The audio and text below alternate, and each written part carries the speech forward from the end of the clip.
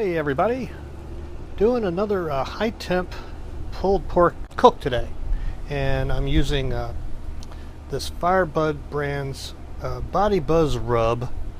Firebudfrands.com is the people I got it from. It's basically a turbinado, sugar, sea salt, black pepper, and spices kind of. So that turbinado sugar is going to give it a really nice bark. And it's been sitting about 30 minutes, and I'm going to put some more on. You can see it's got all nice and sweaty and kind of turned into kind of like a little paste, and that's really what you want. You want to let that rub sit on there a good 20-30 minutes. I'm just going to give it another final light coating because I went pretty heavy on the first one.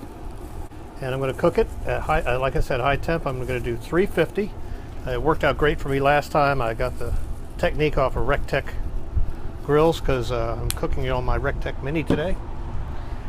And I got the grill up at 350. I'm going to go put this on. Okay, it's time for an update. The pork butt's been in for 3 hours at 350, which is where I set the RECTEC grill.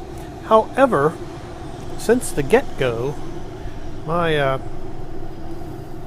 ThermoWorks smoke has been reading about 300, and then I have another. I have the old Maverick plugged in, and that says 300.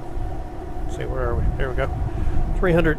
So air temp is about 50 to 60 degrees lower than the RECTEC is set for, and I don't understand that. I don't know if 2 years in using this RECTEC grill that the PID controller is getting wacky on me, but.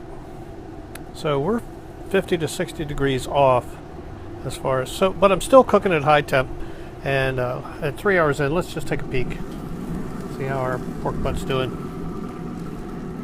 Getting some bark on the top. It's still really moist. I haven't spritzed it or sprayed it yet, and I really should do that. You see I've got 2 temp probes in there monitoring the air temp, just trying to dial in what the heck this cooker is set at. But there's the roast, the pork butt, and the internal temp is 161 at 3 hours. Getting an alarm here. Oh, okay, because I opened the lid. Yeah, let's see what else. Other than the air temp being off by 50 or 60 degrees, I guess I'm still cooking at a high temp, and we're at 161 in the meat, 162 now. If I was going to foil it at 165, that might be another half hour to 45 minutes to an hour from now. But I don't think I'm going to foil this guy. I think I'm just going to go with it and get it nice and crusty and barky.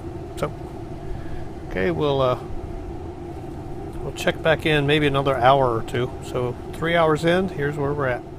Oh, and I should mention that I'm not going to mess with the temps. I'm just going to leave everything set where it is and go for it.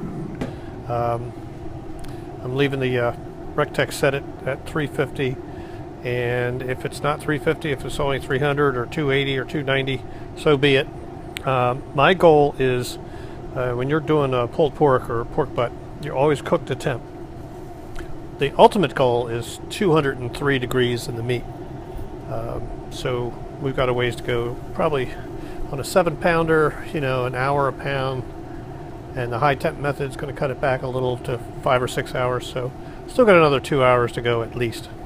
So I'm just sticking with the temps I have, and we'll see how it turns out on our RECTEC Mini Pellet Grill. Okay, while I'm waiting for the pork butt to finish up on the RECTEC Pellet Grill, we're in hour 5 now, waiting for it to get to the target temp of 203. But I wanted to show you these products from Firebudfrands.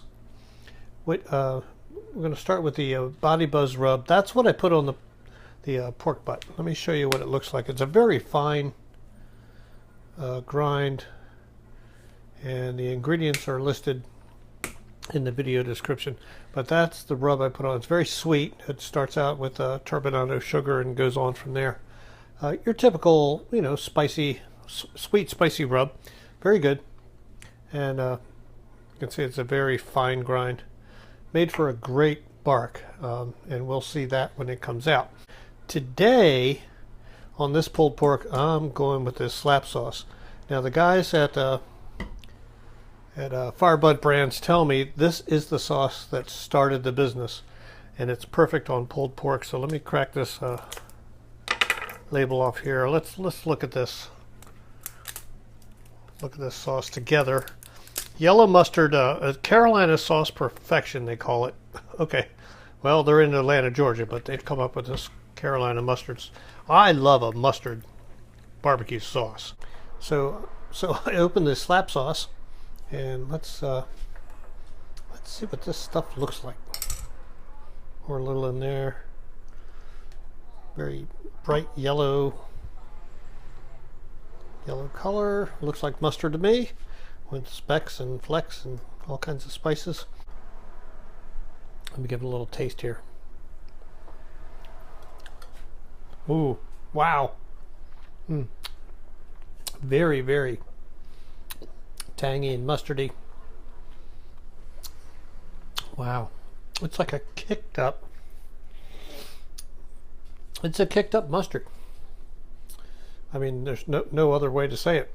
It's a thin, kicked up, peppery, very peppery, and very vinegary mustard. So, great flavor. Needless to say, this is not. You're not going to eat this like this. It remains to be seen how it pairs with the pork sandwich and the pulled pork. We'll see. We'll see how it fares that way, because it's really over the top out of the bottle. Very good, delicious. Love mustard. Love the spices and the pepper. But just on its own, it's like, whoa, really strong, really intense. Let's see if it shines on the pulled pork. Okay, so back to cooking the pork. Okay, wow. Here we are at 5.5 hours. Our pork butt is done, and look at that beautiful crust. It turned out great. And now it's time to pull it, so let's do that.